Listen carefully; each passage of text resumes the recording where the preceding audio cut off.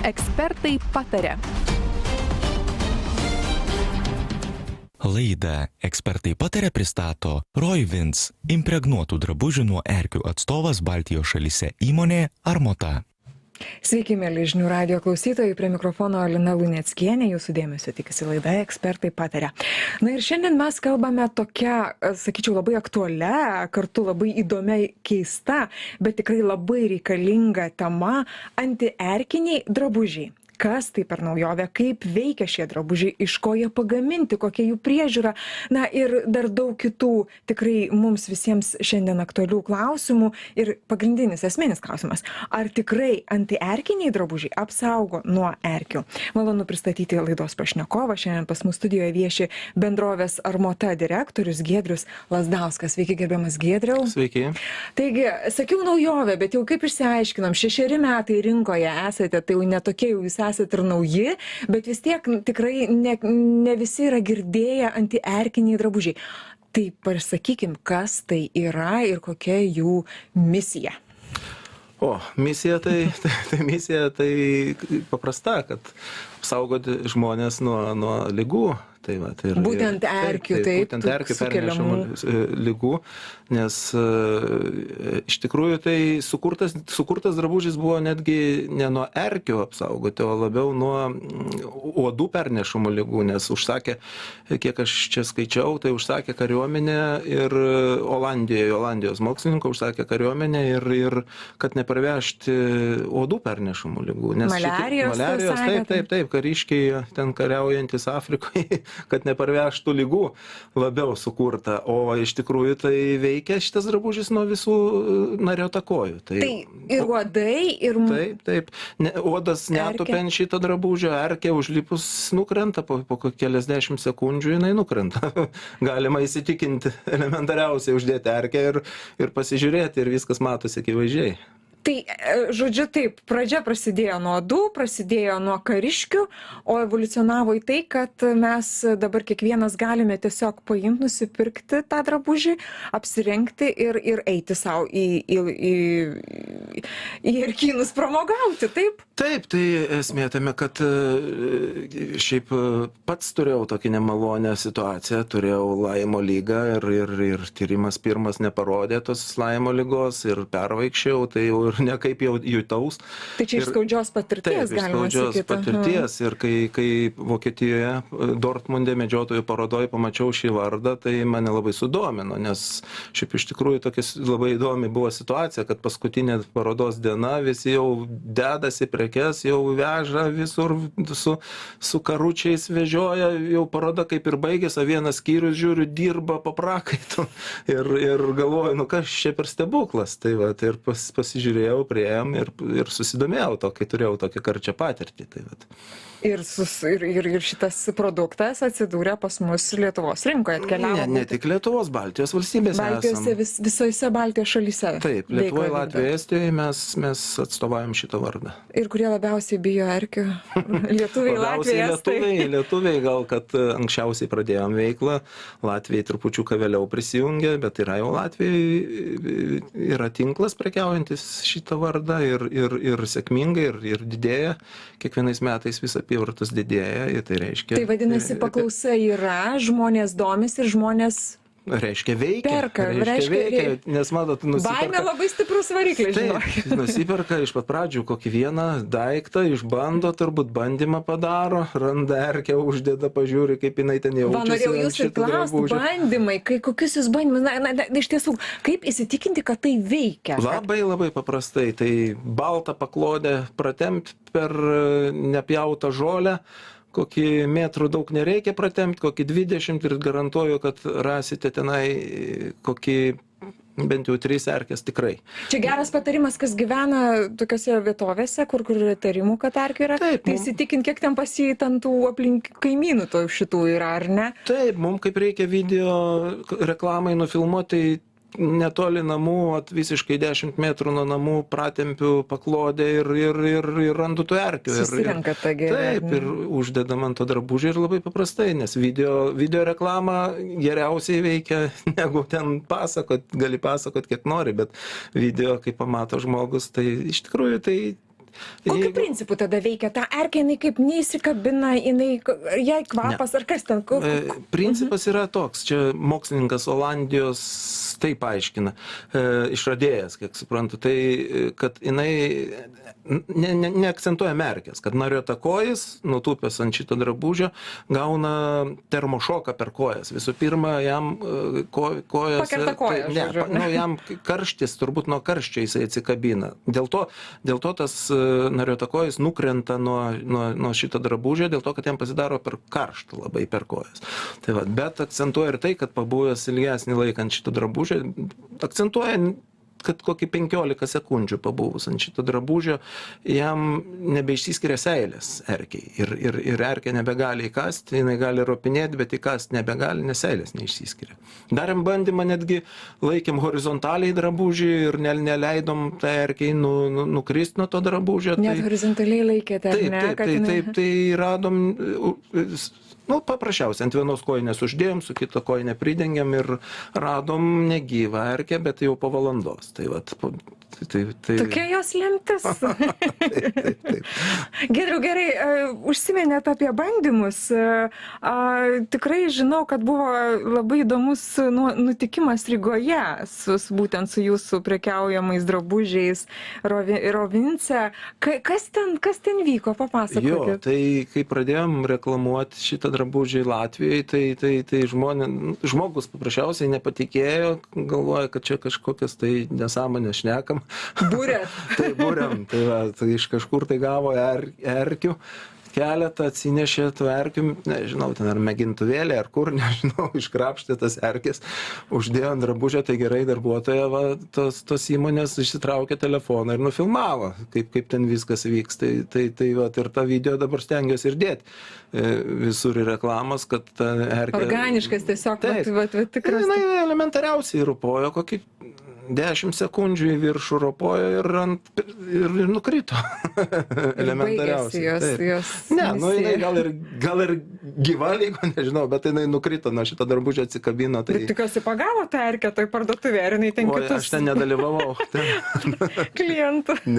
Grėsmė kėlė klientas. Gerai, o tai tada dabar klausimas būtų toksai, tai iš ko tie drabužiai yra gaminami, kad jie turi tokias savybės ir yra nariuotakojų baubas? Pats drabužis, tai ten nieko neišsiskiria.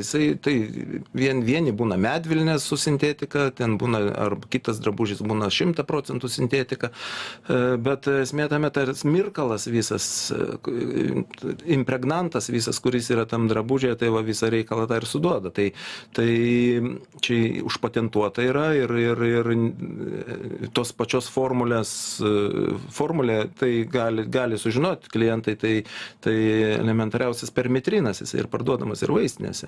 Bet kaip jie išrado, kad jisai neišsiplautų, plaunant, skalbiant, tai va čia yra pagrindinis dalykas. Čia visa magija slypi, ar ne? Taip. Tai va, kai pasirašėm bendradarbiavimo sutartį su šita firma, tai Olandijos firma, Rovince, tai 80 skalbimų deklaravo, o dabar deklaruoja jau nuo užpraeitų metų, man atrodo, 100. Tai vadinasi, dar patobulėjo. Patobulėjo, kažką patobulino, taip. Giedriau, o sakykite, tada jau šiek tiek ir užsiminėt apie priežiūrą, kad 100 jau galima kartų tą drabužį skalbti. Ko dar reikalauja šitie antierkiniai drabužiai? Tai jeigu priežiūros, tai reikalauja, kad kaip ir visus drabužius, kad neskalbti aukštesniai temperatūroje nei 30 laipsnių ir vengti minkštiklių, baliklių. O džiovinti džiovyklėje galima? Jokių problemų. Galima skalbti su visais netgi drabužiais, nereikia jų atskirai skalbti, tik tai ne nuo visų priedų skalbimo priemonių garantuoja, kad išliks tas 100 plovimų. Tai jeigu ten minkštikliai balikliai gali pamažinti skalbimų kiekį. Ne 100 kaip deklaruoja, o kur kas mažiau. Bet iš tikrųjų tai čia didelis tas kiekis plovimų ir neskalbė tiek žmonės. Ypač tokių drabužių, su kuriais, daug dievė, ko ten porą kartų per mėnesį. Matot, žiūrint, kur naudoti, medžiotojai, jeigu medžiotojai. Norėjau klausti, kas jūsų yra klientas pagrindinis, kuris perka antierkinius rūbus?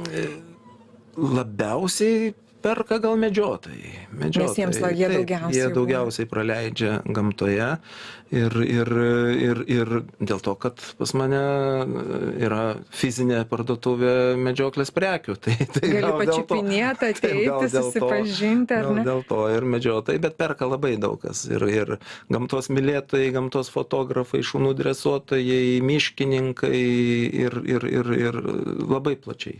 O tai gerai, dabar jau kalbam apie šitą visą pasiūlą, ar ne? Kalbam apie drabužių dizainą.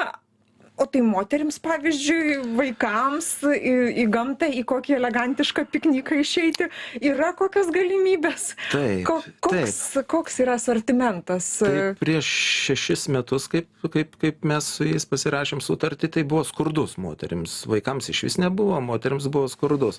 Tai va, bet dabar su kiekvienais metais plečia asortimentą ir moterims jau yra rinktis ir moterims, ir vaikams, vyrams, tai yra labai plačiai gamina, ne viską moterims gamina, bet... Šiaip atvirkščiai dažnai būna, ar ne, kad drabužių rinkoje moterų pasirinkimas yra milžiniškas, vyrams kur kas mažesnis. Dėl to, kad gal kad labiau, nėra gamintojas akcentuotas į medžioklę, bet gamina tokią Ergoline seriją, tai jinai tokia jau ir dizaino medžiotojų rūbų, bet esmė tame... Kamufliažinė tą vadinamą, ne? Kaip tik kamufliažinė medžioklėje Europoje, galima sakyti, su Lietuva, Lenkija ir pasibaigė. Europoje nelabai madinga, Rusijoje gal labiau.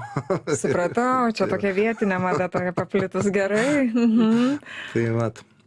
Tai kalbant apie asortimentą, grįžkime moterims ir vyrams, sakėt, kad pradžioj... Jau yra. Jau aš galiu visai dailiai apsirengus su... Ir dydžių gama didelė,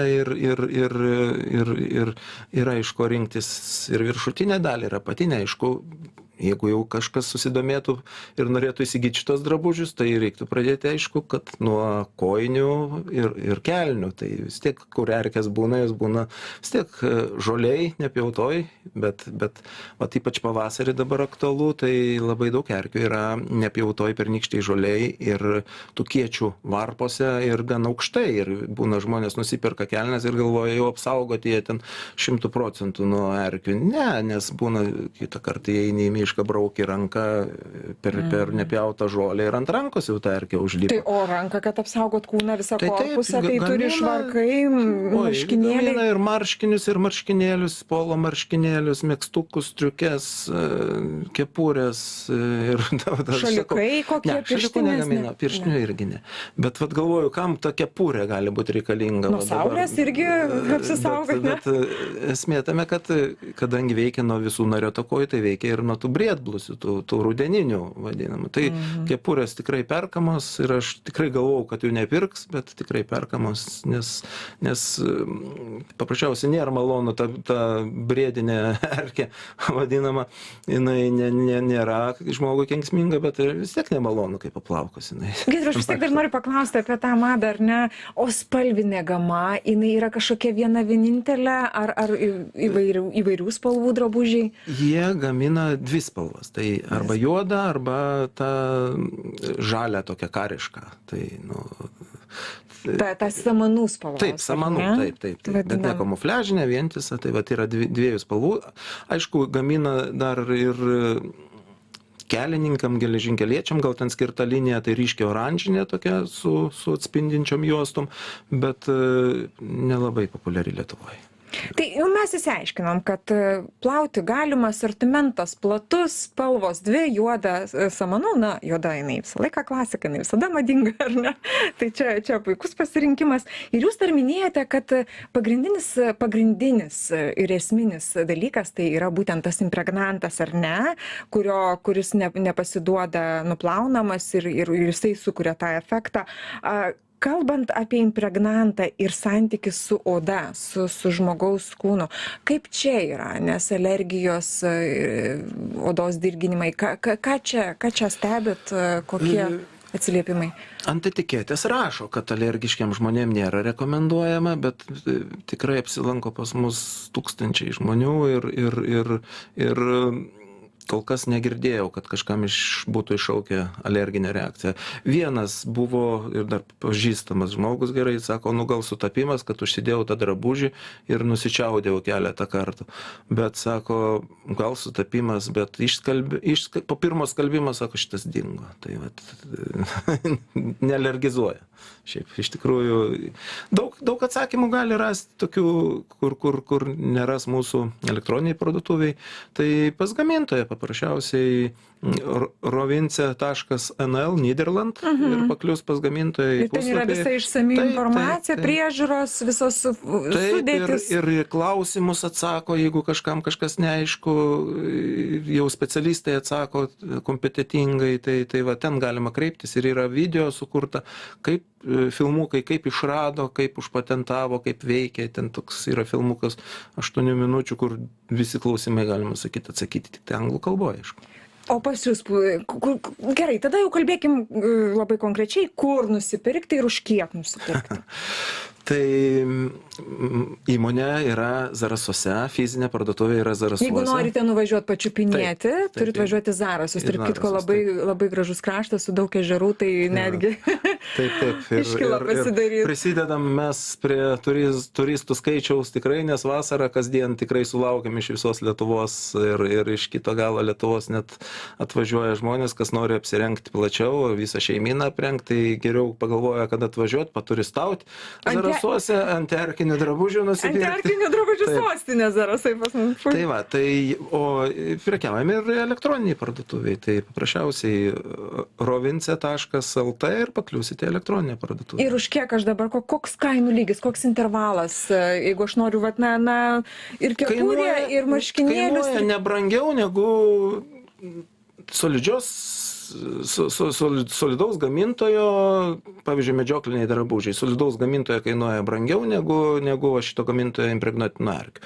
Tai pavyzdžiui, kelnes galima nusipirkti ir už 100 eurų, marškinėlius galima nusipirkti 50 ten keli eurai, kojines galima nusipirkti už 17 eurų. Tai vat, žiūrint, kokio drabužio norėsit. Bet vis tiek, jeigu jau striukė kelnes ar ten megztinis kažkoks, tai vis tiek kainuoja apie 100 eurų. Viena dalis. Ne kompleksais parsiduoda dalim. O sakykit, pavyzdžiui, grąžinti drabužį aš galėsiu, vartotojų teisės, tai garantuoja. Taip, jokių problemų. Tai jeigu man kils įtarimas, kad, pavyzdžiui, Kas įsigyja netinkamą dydį, tai jokių problemų. Čia dėl dydžio, o dėl erkių jūs garantuojat, kad ir tas drabužis su erkė tikrai Kadangi gamintojas garantuoja, tai ir aš garantuoju, ir klientai garantuoja, nes tų video jau man prisiųsta ne 10 klientų. Patvirtinantis, kad iš tiesų tai veikia. Tai va, ir mes privalome priimti drabužį kiek vartotojų teisės, kiek mūsų įpareigoja, tai tiek ir dažniausiai būna, tai neįtaiko dydžio, tai skambina, rezervuojam tinkamą dydį, sulaukiam siuntos ir pakeičiam. Giedriau, gerai, koks tai santykis tada dar su skiepais? Ir skiepai ir antierkiniai drabužiai. Ar čia yra kažkokia konkurencija? Ar vis dėlto mes matome čia iš tiesų vienas kito papildymą netgi? Aš tik tai už skiepus ir pats pasiskiepijęs ir visiems klientams sakau, kad apsidraust geriau 2 kartus, negu turėti nemalonumų. Tai pirmas dalykas. Antras dalykas, kad nuo Laimo ligos skiepų kaip ir nėra. Tai apsaugo šitie drabužiai. Apskritai, kad erkė neliptų ant šito drabužio, o jinai, jeigu neužlips, tai jinai ir neįkas. O skiepytis reikia, nes dabar galima parke vaikštant, kad ir vidury Vilniaus parke, erkių pilna. Tai aš visus tik tai kviečiu skiepytis. Ir įsigyti drabužių.